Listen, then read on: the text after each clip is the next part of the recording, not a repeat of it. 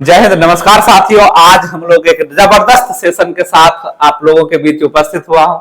देखिए, भारत में संवैधानिक विकास की बात हम लोग कर रहे हैं, उसका अध्ययन करेंगे। भारत में जो संविधान बना ना, और भारत के नागरिकों को जो अधिकार मिला और जो शासन व्यवस्थाएं चल रही है सरकार और भारतीय नागरिकों के लिए, वो संवैधानिक विकास की बात हम लोग आज करेंगे। संवैधानिक विकास, भारत में संविधान निर्माण की प्रक्रिया कैसे हुई, ये एक दिन की उपज नहीं था, ये लंबे वर्षों का त्याग था। ठीक है ना। देश में जब भारत में जब अंग्रेज ईस्ट इंडिया कंपनी जब भारत में व्यापार के लिए आती है ना, तो उसके बाद वो व्यापार के दायरे को बढ़ाते बढ़ाते हमारे राजनीतिक और प्रशासनिक कार्यों में भी क्या करता है, इंटर कर जाता है। उसके बाद उसके द्वारा जो समय समय पे जो एक्ट ले आए जाते हैं भारतीयों के लिए व्यापार करने के लिए, ब्रिटिश क्राउन का, ब्रिटिश सांसदों का फिर हस्तक्षेप होता है और इसी प्रक्रिया में है सो भारत के संविधान की बनने की प्रक्रिया शुरुआत होती है। तो इन्हीं सारी बातों को हम आज डिस्कशन करेंगे और ये मुझे उम्मीद है कि किसी भी परीक्षा के पॉइंट ऑफ व्यू से बहुत ज्यादा इंपॉर्टेंट तो होगा ही, साथ में भारत के हर एक नागरिकों को भारत के संविधान के बारे में जानना चाहिए, क्योंकि इसी संविधान से हमारे अधिकार की बात होता है, सरकार की जो पॉलिसीज होता है वो प्रभावित होता है। तो हमको उम्मीद है कि विद्यार्थी भी देखें और हर एक नागरिक को भी ये वीडियो देखना चाहिए, क्योंकि हमारे संविधान में जो रूल है ना, नियम जो है जिससे शासन चलता है, सरकारें चलती है, जो हमको अधिकार मिलता है, उन्हीं की बात हम भारतीय संविधान के माध्यम से करेंगे कि भारत का संविधान कैसे बना। तो हम लोग कुछ बैकग्राउंड देखते हैं, शुरुआत से हम लोग देखते हैं कि 1599 में एक प्राइवेट कंपनी बनी थी इंग्लैंड में। ठीक है ना। एक प्राइवेट कंपनी बनी थी, उसका नाम अगर आप जानते होंगे तो बताइएगा। ठीक है ना। और इस प्राइवेट कंपनी को 31 दिसंबर 1600 एडी को ब्रिटेन की महारानी, तत्कालीन महारानी, ब्रिटेन की महारानी एलिजाबेथ प्रथम द्वारा 31 दिसंबर 1600 एडी को उस कंपनी को जो है सो महारानी एलिजाबेथ प्रथम द्वारा जो है सो एक अधिकार पत्र दिया गया था, जिसको हम लोग क्या कहते हैं, 1600 एडी का राजलेख, महारानी का राजलेख भी हम लोग कहते हैं। ठीक है ना। एक चार्टर के माध्यम से 1600 एडी के एक चार्टर के माध्यम से 1600 एडी का जो एक चार्टर था उसके माध्यम से उसको क्या दिया गया था, एक अधिकार पत्र दिया गया था। क्या था पहला इसका प्रावधान कि पूर्वी एशियाई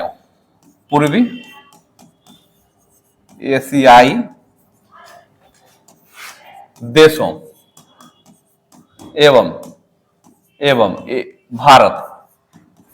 भारत पूर्वी एशियाई देशों एवं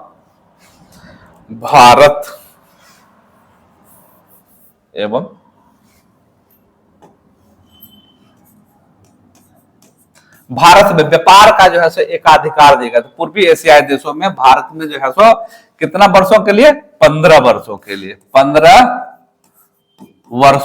15 वर्षों के लिए जो है सो इसको एकाधिकार प्राप्त हुआ। एकाधिकार प्राप्त हुआ था महारानी एलिजाबेथ प्रथम द्वारा इस कंपनी को ना। तो इस कंपनी का पुराना नाम क्या बताइए, अगर आप लोगों को पता है बताइएगा।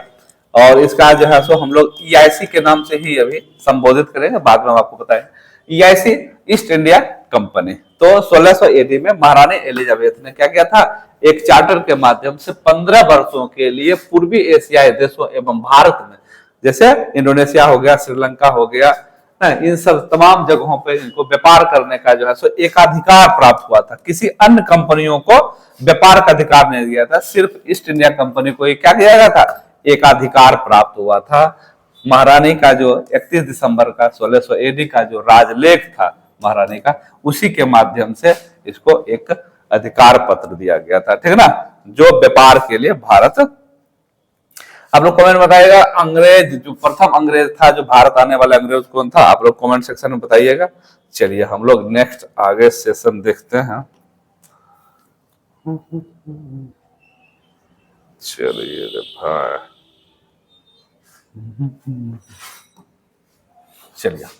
तो आपने जाना कि 1600 एडी में जो है 31 दिसंबर 1600 एडी को महारानी का जो एलिजाबेथ प्रथम था उनके द्वारा एक चार्टर के माध्यम से 15 वर्षों के लिए एक अधिकार पत्र दिया गया था, जो पूर्वी एशियाई देशों श्रीलंका हो गया, इंडोनेशिया हो गया, इन सब तमाम जगहों पे व्यापार करना और भारत से व्यापार करने का एक अधिकार 15 वर्षों के लिए एक प्राइवेट कंपनी को दिया गया था, ठीक है ना।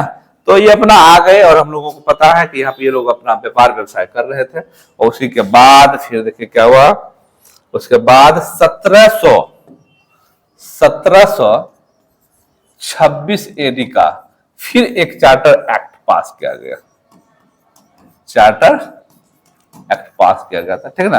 तब तक देखिए भारत में क्या हुआ था, भारत में जो है, भारत में यहां यहां और यहां, तो यहां पे कौन सा प्रेसिडेंसी था, बम्बई, बम्बई प्रेसिडेंसी, यहां पे मद्रास प्रेसिडेंसी और यहां पे बंगाल प्रेसिडेंसी। तीनों प्रेसिडेंसी का क्या कह रहा था, ईस्ट इंडिया कंपनी ने क्या कहता अपने अधिकार क्षेत्र में ले लिया था। और बंबई, बंगाल और मद्रास से 3 जगह इसका सेंटर बन चुका था और इसी के माध्यम से क्या कर रहा था, कंपनी व्यापार कर रहा था। और यहाँ पे क्या था, गवर्नर भी था, सबके पास क्या था, अपना अपना गवर्नर भी था, गवर्नर, ठीक है ना। तो ये गवर्नर के माध्यम से तीनों प्रेसिडेंसी में क्या कर रहा था, अपने व्यापार व्यवसाय को क्या कर रहा था, संचालित कर रहा था भारत में। तो 1726 एडी का जो चार्टर एक्ट आया उसके माध्यम से ये जो प्रांतीय गवर्नर था ना, जब बंबई के गवर्नर या बंगाल के गवर्नर या मद्रास के गवर्नर को, तो इसमें लिखिएगा आप, इसका क्या प्रावधान था कि प्रांतीय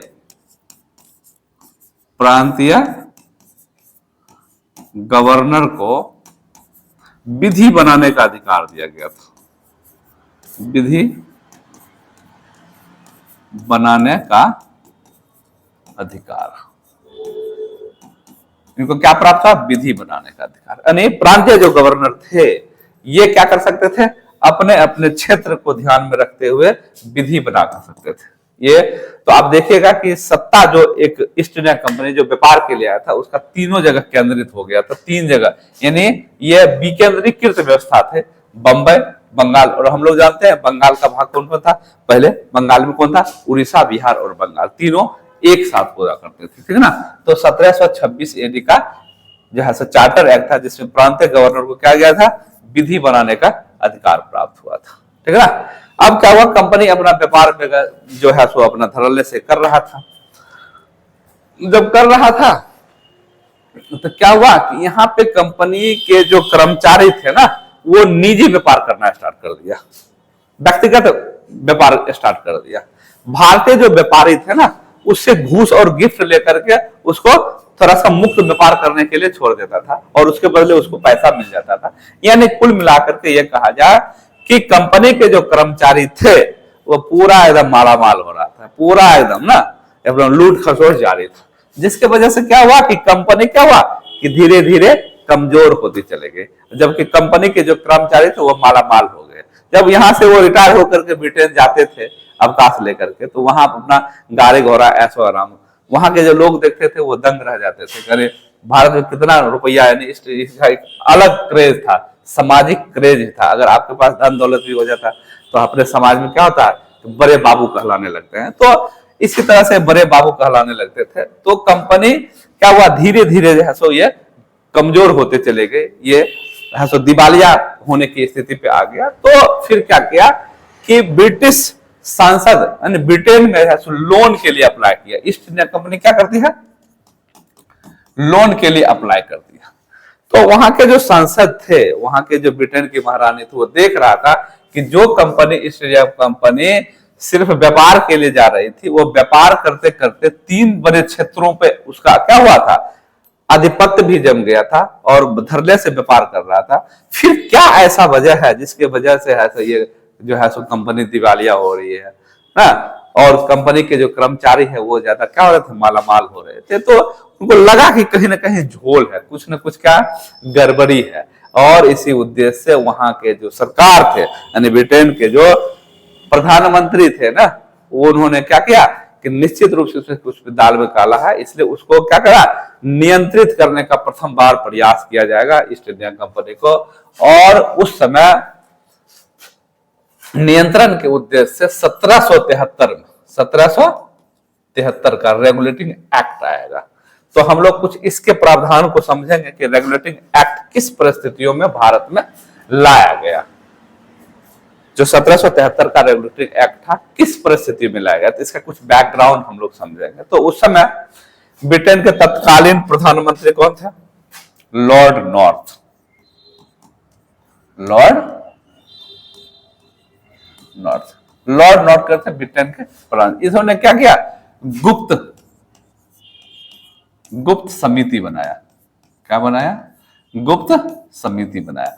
गुप्त समिति के जांच के आधार पर इन्होंने क्या किया, 1773 ईस्वी का रेगुलेटरी एक्ट पारित किया। यानी भारत में सर्वप्रथम जो है सो कंपनी को रेगुलेट करने का जो प्रयास किया गया था। तो 1773 का जो लॉर्ड नॉर्थ का जो था, ये गुप्त समिति के आधार पर जो है सो जांच के आधार पर भारत में 1773 का रेगुलेटिंग एक्ट 1773 का रेगुलेटिंग एक्ट पारित किया गया था। तो अभी तक आप लोग ने जाने कि 1600 एडी का राजलेख, 1726 का राजलेख, फिर अब हम लोग पढ़ रहे हैं 1773 का रेगुलेटिंग एक्ट।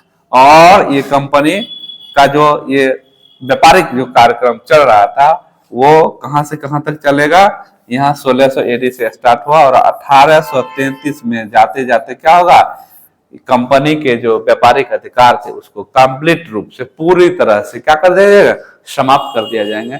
और उस पर ताज का शासन हो जाएगा, ब्रिटिश क्राउन का शासन हो जाएगा, ब्रिटेन का शासन हो जाएगा। तो 1833 में से पूर्ण रूप से क्या कर दिया गया था, ईस्ट इंडिया कंपनी के व्यापारिक जो अधिकार थे ना उसको कंप्लीट रूप से समाप्त कर दिया था। और 1800 देखिए 1813 का जो एक्ट है ना, इसके माध्यम से जो मोनोपोली था ना, ईस्ट इंडियन कंपनी की जो मोनोपोली था, एक अधिकार था व्यापार करने का, उसको 1813 के एक्ट के तहत समाप्त कर दिया था। हालांकि चाय एवं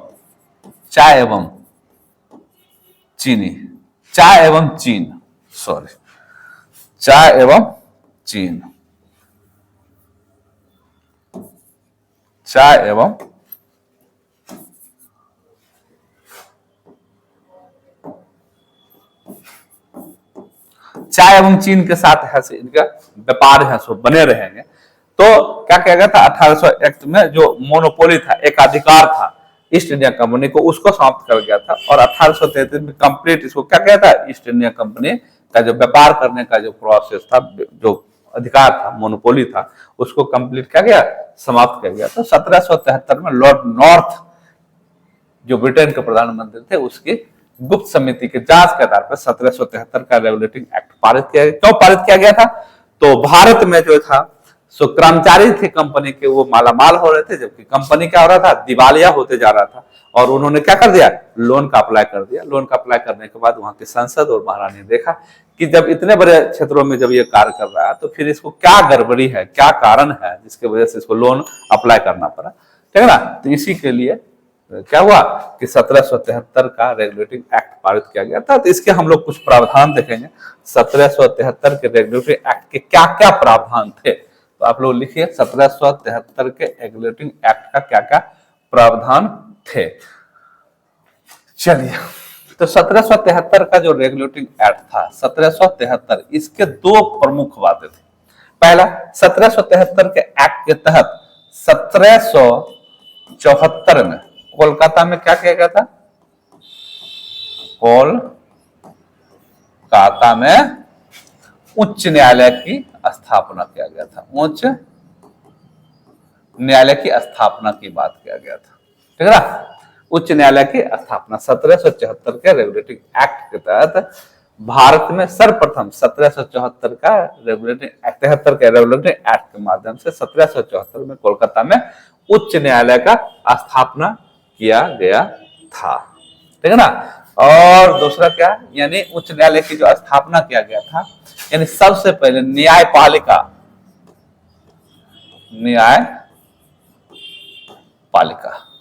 न्यायपालिका जो है सबसे बड़े भारत में 1773 के रेगुलेटरी एक्ट के तहत 1774 में न्यायपालिका का उद्भव हुआ था। तो भारत में जो न्यायिक सिस्टम हम लोग देख रहे हैं वो कहाँ उद्भव हुआ था, सबसे पहले 1774 में। दूसरा देखिए क्या था, ये जो हम लोग देख रहे थे, ये जो तीनों प्रेसिडेंसी थे, तीनों प्रेसिडेंसी बंगाल, मद्रास और बंबई, जो तीनों प्रेसिडेंसी थे, इसके जो गवर्नर होते थे, इसके क्या होते थे, गवर्नर, इसके जो गवर्नर थे ना, इसके जो गवर्नर थे, जो 1726 के एक्ट के माध्यम से इसको विधि बनाने का अधिकार दे दिया गया था। तो 1773 में क्या हुआ कि जब लॉर्ड नॉर्थ की जांच समिति के आधार पर जब 1773 का, तो अब देखिए क्या दिक्कत था, अगर मान लिया कि इसको यहाँ तीनों अलग अलग जगहों पर अगर उसको बात करना पड़ता तो उसको दिक्कत था, इसलिए उन्होंने क्या किया, इस दोनों गवर्नर को धीरे धीरे क्या कर रहा था, धीरे धीरे क्या कर रहा था, बंगाल के गवर्नर के अधीन कर रहा था। क्या कर रहा था, बंगाल के गवर्नर के अधीन कर रहा था। तो इस एक्ट के माध्यम से एक और क्या प्रावधान हुए थे, जो बंगाल के गवर्नर थे, बंगाल के गवर्नर को क्या था, बंगाल के गवर्नर को, बंगाल का गवर्नर जनरल, बंगाल का गवर्नर जनरल कहा जाने लगा।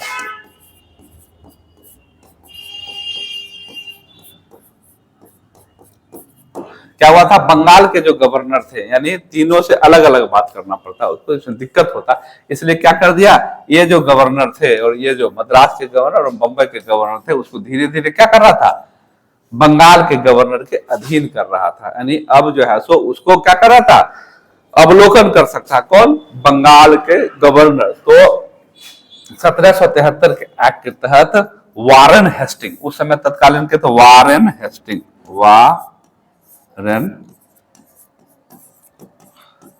वारेन हेस्टिंग को जो क्या कहा गया था, बंगाल का गवर्नर जनरल बना गया था। चूंकि बंगाल का गवर्नर कौन था, वारेन हेस्टिंग, तो आपसे क्वेश्चन पूछ लेगा क्या कि बंगाल का अंतिम गवर्नर कौन था, क्या होगा, वारेन हेस्टिंग। बंगाल का अंतिम गवर्नर कौन था, वारेन हेस्टिंग। जबकि बंगाल का प्रथम गवर्नर जनरल अगर पूछ ले आपसे तो क्या होगा, वारेन हेस्टिंग। तो ये था कि बंगाल के जो गवर्नर थे उसी को बंगाल का गवर्नर जनरल बनाया गया था। तो बंगाल के गवर्नर जनरल बनने वाला प्रथम व्यक्ति कौन था, वारेन हेस्टिंग।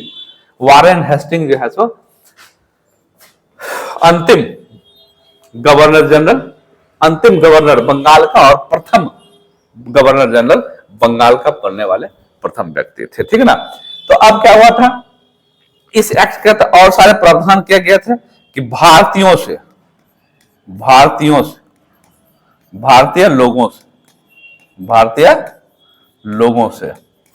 उपहार, ठीक है ना, या घूस, ये सब लेना क्या कहा जाए, प्रतिबंधित कर दिया गया था। ये दूसरा, कंपनी के जो कर्मचारी थे उसके निजी व्यापार को भी प्रतिबंधित किया गया था। क्या किया गया था, निजी व्यापार को क्या किया गया था, प्रतिबंधित कर दिया था। और जब हम लोग जानते हैं कि गवर्नर जनरल को जो अब क्या किया गया, भारत के जो गवर्नर जनरल बना है ना, बंगाल के गवर्नर जनरल जो बना, उनको अब इसको भी क्या करना था, निरीक्षण करना था, उसका देख रेख करना था। इसलिए क्या करते हैं कि गवर्नर, बंगाल के जो गवर्नर जनरल थे, इसको जो है ना 4 अन्य सदस्य उसको दे दिए, उसकी सहायता के लिए 4 अन्य सदस्यों की भी नियुक्ति क्या गया, जो गवर्नर जनरल का परिषद कहलाया, गवर्नर जनरल एवं उनकी परिषद, गवर्नर जनरल एवं उनकी परिषद। तो यहां से देखिए क्या हुआ कि यहाँ पे कार्यपालिका का उदय हो रहा है। काम करने की जो कार्यपालिका, भारत में कार्यपालिका जो होती है, हम लोगों को पता है कि कार्यपालिका और न्यायपालिका ना, तो कार्यपालिका का उदय भी कहाँ हो रहा था, कार्यपालिका का उदय। तो आपसे क्वेश्चन पूछेगा भारत में सबसे पहले न्यायपालिका का उदय किस एक्ट के तहत हुआ, 1773 के एक्ट। भारत में सबसे पहले कार्यपालिका का उदय किस एक्ट के तहत हुआ, तो 1773 एक्ट।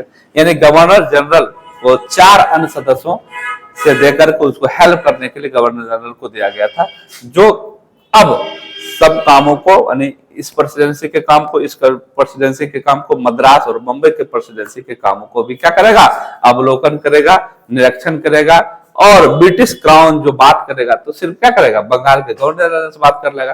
तो गवर्नर जनरल 4 जो है सो क्या कहते हैं कि इसके सदस्य बनाया गया था, 4 इसके सदस्य रहा था, यानी कार्यपालिका का उदय होता है। तो 1773 का जो रेगुलेटरी एक्ट था उसके माध्यम से न्यायपालिका और कार्यपालिका का भारत में क्या था, उदय होता था। अब क्या हुआ, 1773 का जो एक्ट था, ये सब जो प्रावधान किए गए थे, इसकी कुछ कमियां भी रह गई थी। कमियां क्या रह गई थी, देखिए, जहां एक तरफ न्यायपालिका की बात कर दिया गया, न्यायपालिका में क्या था, 3+1 की बात किया गया था। एक जो है सो चीफ जस्टिस होगा, जो एलिजा एम्पे था, एलिजा एम्पे को क्या किया था, मुख्य न्यायाधीश बनाया गया था, जबकि 3 अन्य व्यक्ति को अन्य न्यायाधीश बनाया गया था। तो आप बताइएगा कि 3 अन्य न्यायाधीश का नाम क्या था, HCL, जिनको भी याद होगा वो बताइएगा, 3 अन्य न्यायाधीश का नाम क्या था, ठीक है ना। तो न्यायपालिका जो बना था 3+1 के लिए बनाया गया था। एक आपका चीफ जस्टिस हुआ करता था जो एलिजा एम्पे था, और 3 अन्य न्यायाधीश भी हुआ करते थे। उसी तरह से गवर्नर जनरल में क्या था, 4 सदस्य इसको मदद करने के लिए बना दिया गया था, ठीक है ना। गवर्नर जनरल को जो दोनों प्रेसिडेंसी, बंगाल और मद्रास के प्रेसिडेंसी को भी क्या कर सकता था, नियंत्रित कर सकता था, रेगुलेट कर सकता था।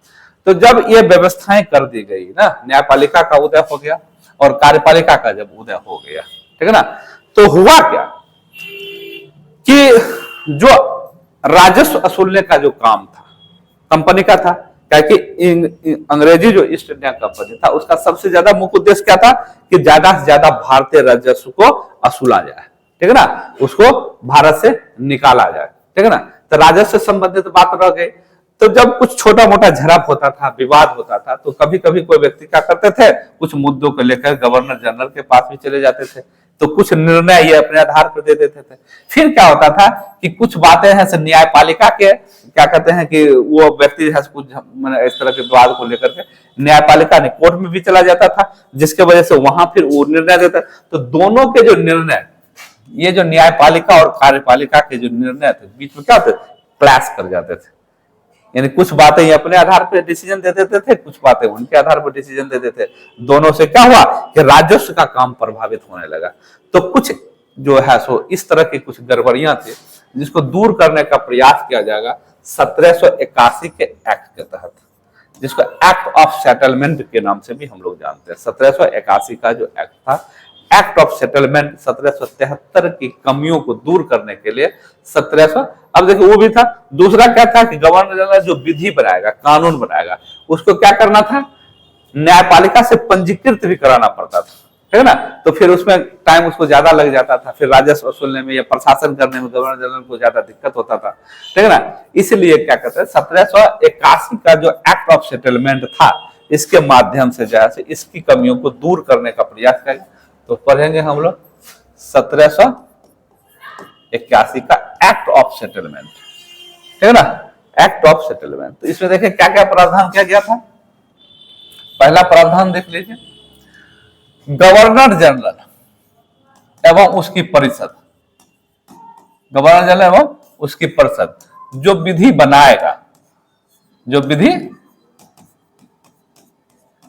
बनाएगा, उसे अब पंजीकृत करना, अनिवार्य नहीं होगा, अनिवार्य नहीं यानी गवर्नर जनरल और उसकी परिषद जो भी विधि बनाएगा वो अब क्या करेगा, सुप्रीम कोर्ट से उसको क्या करना होगा, पंजीकृत नहीं करवाना होगा। ठीक है ना। अब देखिए आगे, राजस्व का जो काम है, राजस्व का काम गवर्नर जनरल और उसकी परिषद करेगा। कोई भी निर्णय अगर लेना है तो गवर्नर जनरल एवं उसकी परिषद क्या करता, राजस्व का काम करता, जबकि ये सिर्फ न्यायिक कार्य को ही क्या कर सकता, देख सकते हैं। तो इसका मतलब क्या हुआ कि कार्यपालिका और न्यायपालिका, कार्यपालिका एवं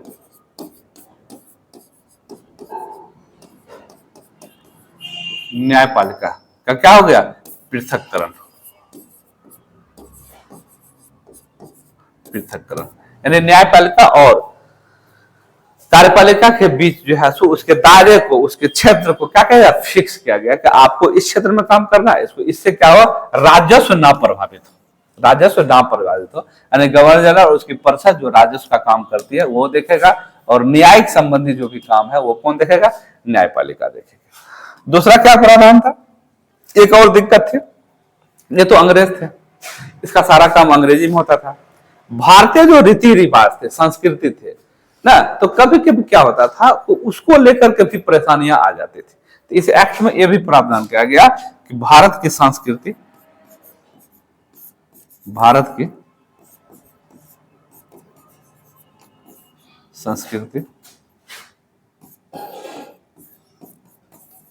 रीति रिवाज को भी क्या करेगा, ध्यान में रखेगा। भारत के रीति रिवाज संस्कृति से कोई छेड़छाड़ ना हो, इसको भी क्या रखेगा, ध्यान में रखेगा। ठीक है ना। तो ये बातें भी क्या था, 1781 के एक्ट ऑफ सेटलमेंट से ये बातें खुल के आई। तो मुख्य बात क्या था, ये जो विधि बनाएगा उसे अब पंजीकृत करना नहीं होगा। राजस्व का काम है गवर्नर जनरल उसकी परिषद करेगा। न्यायिक जो काम है सिर्फ वो कौन देखेगा, न्यायिक काम सिर्फ जुडिशरी देखेगा, चीफ जस्टिस देखेगा। भारतीय संस्कृति और रीति रिवाज को जो ध्यान में नहीं रखता था उसको अब ध्यान में रखा जाएगा। इन सब बातों से तो चलिए आज का सेशन हम लोग 1781 के एक्ट ऑफ सेटलमेंट तक ही सीमित रखते हैं। नेक्स्ट हम लोगों का क्लास जो होगा 1784 का पिट्स इंडिया एक्ट होगा, और ये 1600 एडी में जो कंपनी को अधिकार मिला था वो कहां तक जाएगा, 1833 में क्या होगा, एडी में इसके काम समाप्त हो जाएंगे। उसके बाद क्या होगा, व्यापार जो करने का काम था वो समाप्त हो जाएंगे, और सारे काम जो है सो ब्रिटिश क्राउन के हाथों में चले जाएंगे। तो चलिए आज के लिए हम लोग इतना ही रखते हैं, फिर मिलते हैं नेक्स्ट डे।